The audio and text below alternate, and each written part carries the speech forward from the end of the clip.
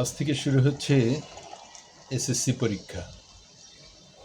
SSC পরীক্ষায় অংশগ্রহণকারী সকল শিক্ষার্থীকে শুভেচ্ছা, শুভকামনা জানাচ্ছি। আশা করছি তারা সফল কাম হবে। এর সাথে আমাদের মাননীয় শিক্ষামন্ত্রীর দৃষ্টি আকর্ষণ করে দু চারটি কথা বলছি। মাননীয় শিক্ষামন্ত্রী, আপনি যেই সফলতা দেখিয়েছিলেন আপনার পূর্বের এই মন্ত্রিত্ব জীবনে, সেটির ধারাবাহিকতায় এবারও আপনাকে সরকার প্রধান শিক্ষা মন্ত্রণালয়ের দায়িত্ব দিয়েছে। কিন্তু এর মধ্যে সময় পেরিয়ে গেছে প্রায় 18-19 বছর। এর মধ্যে পৃথিবী অনেক এগিয়েছে।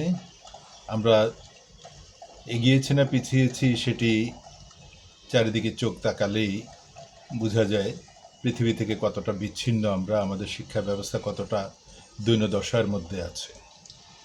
তাই আপনি যেভাবে কথা বলছেন, এই 18-20 বছর পরে, 18-20 বছর আগের যে কথা বলছেন, সেটি সামঞ্জস্যপূর্ণ নয়, বরং কিছুটা আপনাকে খলনায়কের মতো মনে হচ্ছে বা উপস্থাপন করা হচ্ছে সোশ্যাল মিডিয়াতে। একজন মন্ত্রী তো আসলে খলনায়ক নন, একজন মন্ত্রী আসলে নায়ক হিসেবেই আমাদের সামনে আসেন। ওনাকে দায়িত্ব দেওয়া হয়, নায়কের ভূমিকায় উনি অবতীর্ণ হন। আপনার যে মন্ত্রণালয়, এটি হচ্ছে জাতি গঠনের প্রধানতম যে মাধ্যম শিক্ষা, সেই শিক্ষা মন্ত্রণালয়ের দায়িত্ব হচ্ছেন আপনি, এবং উচ্চ মাধ্যমিক থেকে আপনার দায়িত্বটা আরও বেশি। সেই জায়গাতে আমাদের শিক্ষা ব্যবস্থা আর উন্নত বিশ্বের শিক্ষা ব্যবস্থা, আপনি তো উন্নত বিশ্ব লেখাপড়া করে এসেছেন, সেখানে যে শিক্ষা ব্যবস্থা, সেখানে কিভাবে শিশুদেরকে শিক্ষায় মনোযোগী করা হয়, শিক্ষাকে আকর্ষণীয় করা হয়, কেন শিক্ষার্থীরা নিজ দায়িত্বেই আনন্দ নিয়ে শিক্ষালয়ে পৌঁছায়, সেগুলো আপনার জানা আছে।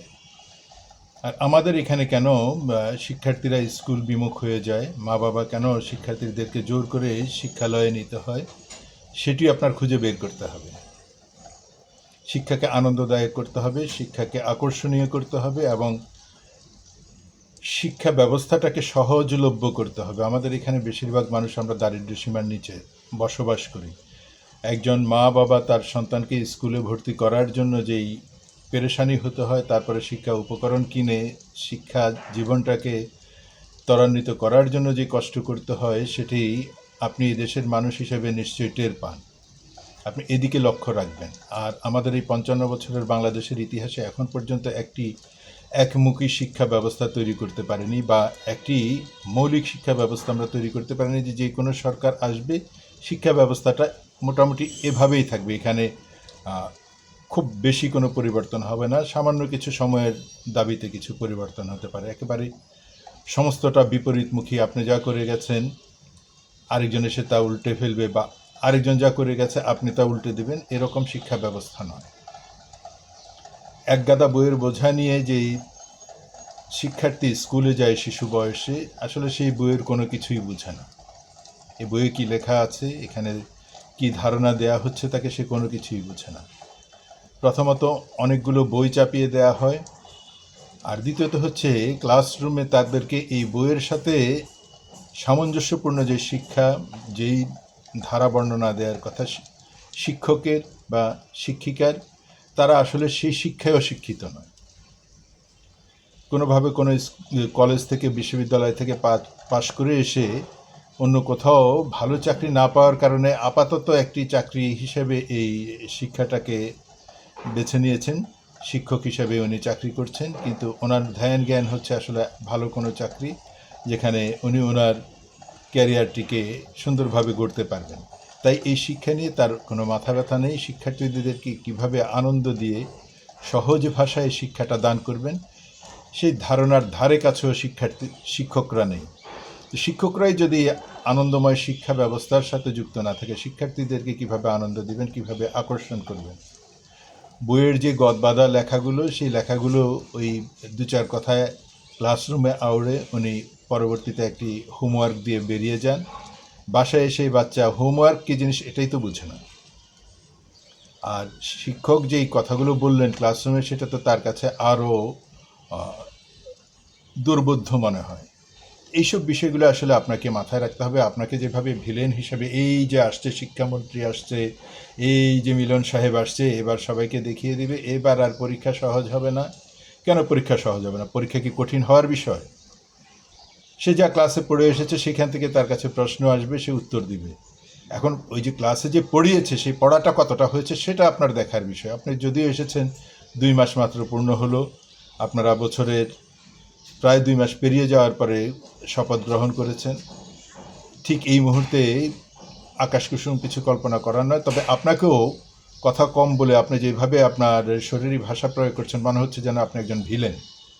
একবারে কটমট করে তাকাচ্ছেন, আপনার মুখের ভাষা, জানি না এগুলো আপনার সত্যিকার ভিডিও কিনা, কিন্তু আপনি বুঝতে হবে আমূল পরিবর্তন করা রাতারাতি সম্ভব নয়, কিন্তু গুণগত পরিবর্তন আনতে গেলে আপনাকে একটি সমন্বিত ব্যবস্থা গ্রহণ করতে হবে। সেখানে সমস্ত শিক্ষক, শিক্ষার্থী এবং অন্যান্য যারা স্টেক হোল্ডার আছে তাদেরকে নিয়ে আপনার একটি শিক্ষা কার্যক্রম তৈরি করতে হবে, সহজ যেটি হয়, সহজভাবে শিক্ষার্থীরা বুঝতে পারে এবং সহজভাবে ক্লাসরুমে শিক্ষকরা পাঠদান করলেই শিক্ষার্থীরা তার পরীক্ষার যথাযথ উপাদানগুলো পেয়ে যাবে।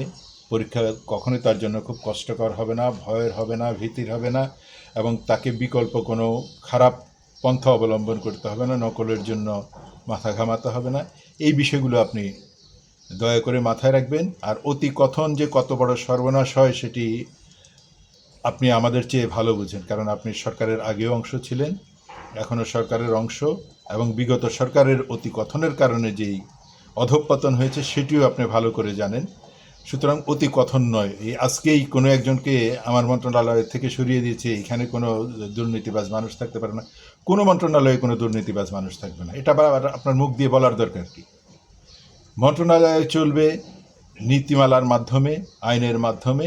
সৎ মানুষ এখানে থাকবে, অসৎ মানুষদেরকে তাড়িয়ে দিতে হবে, তাদেরকে আইনের কাঠগড়ায় দাঁড় করাতে হবে। এটা আবার আপনার মুখ দিয়ে বলার দরকার কি? আজকে একজনকে পাঠিয়ে দিচ্ছে, এগুলো ছেলে মানসিকতা। আপনি একজন অত্যন্ত প্রাজ্ঞ মানুষ, শিক্ষিত মানুষ এবং বয়োজ্যেষ্ঠ মানুষ, অনেক কাঠখড় পুড়িয়ে আপনি রাজনীতিতে প্রতিষ্ঠিত হয়েছেন এবং আপনার সততার মূল্য দিয়েছে আপনার রাজনৈতিক দল, আপনার প্রধানমন্ত্রী, আপনার সরকার। সেই জায়গাতে আপনি যদি এরকম ছেলে মানসিক কথাবার্তা বলে নিজেকে একজন ভিলেন হিসেবে প্রতিষ্ঠিত করেন, আপনি খলনায়ক নয়, আবারও বলছি, আপনি নায়ক।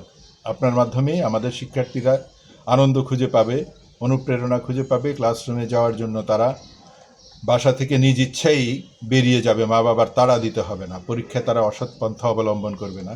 এই রাস্তাগুলো আপনাকে বের করতে হবে। আপনাকে ক্লাসে ক্লাসে যে এই তোমার পকেটে কী আছে দেখি বের করো, এগুলো খোঁজার চেয়ে যখন সে শিক্ষাটা গ্রহণ করে সেই জায়গাটায় আনন্দ দিয়ে, আনন্দের মাধ্যমে, আকর্ষণের মাধ্যমে তাদেরকে শিক্ষাদানের ব্যবস্থা করুন, সেটি হবে বড় কাজ। অযথা ওই কাগজ খুঁজতে যেয়ে নিজেকে ভিলেন হিসেবে প্রতিষ্ঠিত করবেন না।